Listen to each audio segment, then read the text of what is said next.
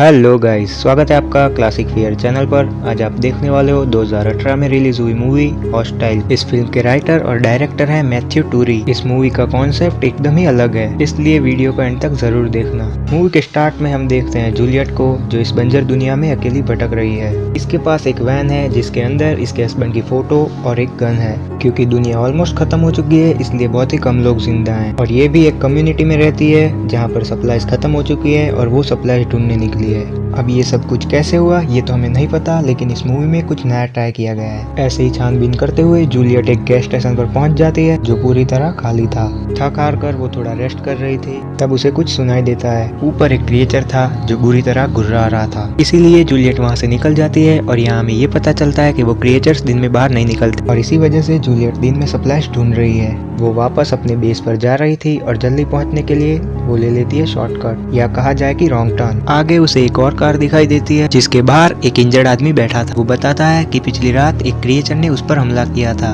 लेकिन वो किसी तरह बच गया और उसने उस क्रिएचर को अपनी कार में लॉक कर दिया। वो आदमी जूलियट से कहता है कि मुझे मार दो, लेकिन जूलियट अपनी गोली उस पर वेस्ट नहीं कर सकती। जूलियट को सप्लाईज चाहिए थी, इसलिए वो कार में जाती है और बड़े स्ट्रगल के बाद उस क्रिएचर को मार पाती है। वो बाहर आकर देखती है, तब तक वो आदमी दम तोड़ चुका था। खैर वो राशन जमा कर वहाँ से चल देती है, लेकिन इस सब में वो काफी लेट हो चुकी थी। रात बस होने ही वाली है और रात होते ही वो क्रिएचर्स बाहर आ जाएंगे। अब वो सामने देखने के बजाय जैक की फोटो को ही देख रही थी। अब ध्यान भटकने की वजह से उसकी वैन क्रैश हो जाती है। अब यहाँ हम पहुँच जाते हैं पास्ट में, जहाँ पर पहली बार जूलियट जैक से मिली थी। अब मूवी के एंड तक हमें फ्लैशबैक दिखाए जाएंगे जो कि काफी अनोइंग है, इसलिए मैं आपको एक ही बार में सारा पास्ट समझा दूंगा। अब पहली बार जूलियट जैक से एक आर्ट गैलरी में मिली थी, जहाँ पर वो सिर्फ फ्री का खाना खाने गई थी और जैक उस आर्ट गैलरी का मालिक था। जैक को पता चल चुका था कि जूलियट को आर्ट के बारे में जरा भी नॉलेज नहीं है। जैक के पूछने पर जूलियट उसे बताती है कि बाहर बारिश हो रही थी और मैं भीग रही थी, इसलिए मैं अंदर चली आई। तब जैक उससे कहता है कि गॉड ने तुम्हें यहाँ पर मुझसे मिलाने के लिए भेजा है, लेकिन जूलियट को ऐसा नहीं लगता। अब जैक जूलियट को एक पेंटिंग दिखाता है और कहता है कि ये काफी अगली है। अब जूलियट कहती है कि हाँ ये एक मॉन्स्टर है। तब जैक जूलियट से कहता है कि ध्यान से देखो, तुम्हें अगलीनेस के पीछे एक ब्यूटी दिखाई देगी। अब जैक जूलियट को अपने घर ले जाता है। वहाँ पर जूलियट के होश उड़ गए थे, क्योंकि ये दोनों ही एक दूसरे के अपोजिट हैं। जूलियट काफी गरीब है और जैक काफी अमीर। साथ ही जूलियट एक ड्रग्स एडिक्टेड है, यानी कि उसकी हालत काफी ज्यादा खराब है। इन दोनों के बीच एक चीज कॉमन है और वो ये है कि वो दोनों ही अकेले हैं, यानी कि दोनों के ही पेरेंट्स नहीं हैं। कुछ देर पहले ही ये दोनों मिले हैं और जैक काफी ज्यादा अच्छा बिहेव कर रहा था, इसलिए जूलियट घबराकर वहाँ से निकल जाती है। कुछ दिनों बाद जैक जूलियट को एक होटल में देखता है, जहाँ पर वो एक बूढ़े आदमी के साथ आई थी। उन दोनों को फॉलो करने पर जैक को पता चलता है कि जूलियट ये सब कुछ पैसों के लिए कर रही है। उसका पीछा करते हुए जैक उसके अपार्टमेंट तक पहुंच जाता है। वहाँ पर थे कुछ गुंडे जूलियट के पास से अपने हिस्से का ड्रग्स लेकर ही उसे अपने घर में जाने देते हैं। ये सब कुछ देखकर जैक जूलियट से कहता है कि मैं तुम्हारी हेल्प कर सकता हूँ, लेकिन जूलियट उसे वहाँ पर देखकर खुश नहीं थी। वो उसे बेइज्जत करके वहाँ से भगा देती है। लेकिन कुछ दिनों बाद ही वो बहुत बुरी हालत में जैक के घर पे पहुँचती है। उन गुंडों ने उसे मार पीट कर वहाँ से भगा दिया था। अब जैक उसका ख्याल रख रहा था।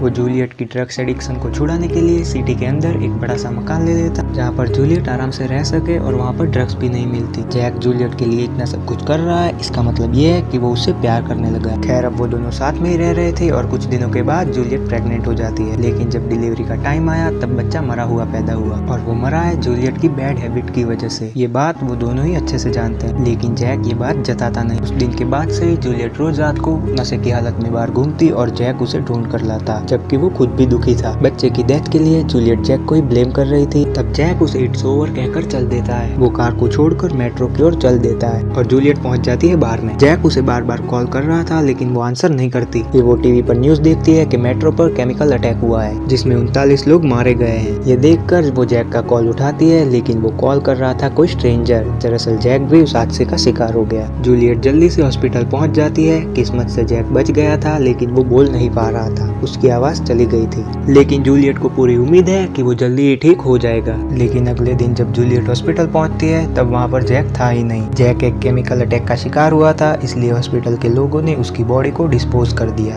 तब जूलियट को बहुत पछतावा होता, क्योंकि जब जैक उसके पास था तब उसे उसकी कदर नहीं थी। तब से वो जैक को हर रोज याद करती है। तो ये था मूवी का पास्ट जो हमें थोड़ा थोड़ा करके दिखाया जाता, लेकिन मैंने आपको एक ही बार में सब कुछ बता दिया। खैर अब हम आ जाते हैं प्रेजेंट में। प्रेस के बाद जूलियट को होश आता है और वो देखती है कि उसकी एक टांग टूट चुकी है और वो वहाँ पर स्टक हो चुकी है। वो अपने पैर को फ्री करने की कोशिश करती है, लेकिन इसमें उसे बहुत ज्यादा दर्द हो रहा था, इसलिए वो पहले बाहर पड़ी गन को उठाने की कोशिश करती है। किसी तरह वो उसे खींच रही थी, लेकिन ये जुगाड़ काम नहीं करता और गन बाहर ही रह जाती है। तब वो काफी ज्यादा ट्राई करके अपने पैर को फ्री करती है। वो पैर पर अल्कोहल डालकर किसी तरह उस हड्डी को फिक्स कर देती है। सुनने में जितना इजी लग रहा है, करने में इतना नहीं था। पैर को पैचअप करने के बाद वो रेडियो के थ्रू अपने बेस से कांटेक्ट करने की कोशिश करती है, लेकिन उसे कोई रिप्लाई नहीं मिलता। उल्टा उसका शोर सुनकर वहाँ पर एक क्रिएचर आ गया था। वो जल्दी से गन को उठा लेती है और यहाँ पहली बार उस क्रिएचर के टांगे देख पाते हैं जो एकदम ही इंसानों जैसी हैं। खैर वो क्रिएचर वहाँ से जा रहा था, लेकिन तभी कोई रेडियो पर रिप्लाई करता है। जूलियट रेडियो को ऑफ कर देती है, लेकिन उसने उसकी आवाज सुन ली। बचने के लिए जूलियट वापस रेडियो को ऑन करके बाहर फेंक देती है।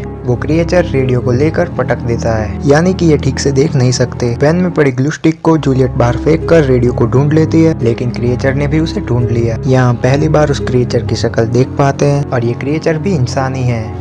दरअसल उस केमिकल अटैक में इनकी हालत ऐसी हो गई। खैर जूलियट वैन में पहुंच जाती है और वो वेट कर रही थी कि कब वो क्रिएचर उसके सामने आए और वो उसे गोली मार सके, लेकिन वो आ जाता है पीछे से। उस क्रिएचर ने जूलियट को पकड़ लिया था। तभी जूलियट वैन को स्टार्ट करके रेस देती है, जिसकी आवाज सुनकर वो क्रिएचर वहाँ से भाग जाता है। यानी कि तेज आवाज इन क्रिएचर्स को पसंद नहीं। जूलियट अभी भी फुल अलर्ट थी कि वो क्रिएचर उसके पास पहुंच जाता है, लेकिन इस बार वो उसे शूट कर देती है, जिससे वो क्रिएचर वहाँ से भाग जाता है। क्रिएचर के जाते ही वो फिर से रेडियो को ट्राई करती है और इस बार उसे रिप्लाई मिल रहा था। वो लोग जूलियट को बताते हैं कि वैन में एक लोकेटर है, उसे ऑन करो, जिससे हमें तुम्हारी लोकेशन पता चल जाएगी और हम तुम्हें ढूंढ लेंगे और चॉपर लेकर तुम्हें बचाने आएंगे। जूलियट बिल्कुल ऐसा ही करती है, लेकिन अभी भी वो क्रिएचर उसके आसपास ही घूम रहा था। उसे लोकेट कर लिया गया था और उसके साथ ही अब उसे लेने आ रहे हैं। जब जूलियट उनसे बात कर रही थी, तब क्रिएचर ने उसके सामने का शीशा हटा दिया। अब वो आ रहा है सीधा अंदर, लेकिन जूलियट सही टाइम पर हेडलाइट्स ऑन कर देती है, जिसे देखकर वो क्रिएचर वहाँ से भाग गया था। यानी कि उन्हें तेज रोशनी भी पसंद नहीं। जूलियट अपने साथियों से पूछती है कि वो कब तक आएंगे। तब वो बताते हैं कि हम नहीं आ रहे। वो कहते हैं कि वहाँ आना डेंजरस होगा, तुम सुबह तक वेट करो, अगर तुम जिंदा रही तो हम वहाँ पर पहुँच जाएंगे। इसके साथियों ने इसे मरने के लिए छोड़। इन्हीं साथियों के लिए वो राशन जमा करने आई थी। अब वो होपलेस होकर बैठी थी, तभी उसे एक कार की आवाज सुनाई देती है। हॉर्न बजाकर वो उस कार को अपने पास बुला लेती है। उस कार में होते हैं लुटेरे। एक लुटेरा जूलियट को मार रहा था कि तभी वो क्रिएचर आकर उसे ही मार देता है, जिसे देखकर बाकी के लुटेरे भाग गए थे। एक तरह से उस क्रिएचर ने जूलियट की जान बचा ली, लेकिन जूलियट को उस क्रिएचर से डर लग रहा था। वो डिसाइड करती है कि वो क्रिएचर के हाथों नहीं मरेगी और खुद ही सुसाइड करने की कोशिश करती है, लेकिन थोड़ी देर बाद वो खुद ही रुक जाती है। वो एक गैस कैन लेकर बाहर जाती है और एक फ्लेयर की मदद से उस क्रिएचर को अट्रैक्ट करती है। वो जैसे ही क्रिएचर पास आता है, वो गैस कैन को उड़ा देती है, लेकिन इसमें क्रीपर बच गया था। वो क्रिएचर जूलियट को उठाकर फेंक देता है, लेकिन जूलियट उस क्रिएचर को शूट कर देती है और लगता है इस बार तो वो मर ही गया। जूलियट चैन की सांस ले रही थी क्योंकि सुबह होने वाली है, लेकिन हम देखते हैं कि वो क्रिएचर अभी तक नहीं मरा। वो रेंगते हुए जूलियट के पास आता है। जूलियट उसे शूट करने की कोशिश करती है, लेकिन गन में गोली ही नहीं थी।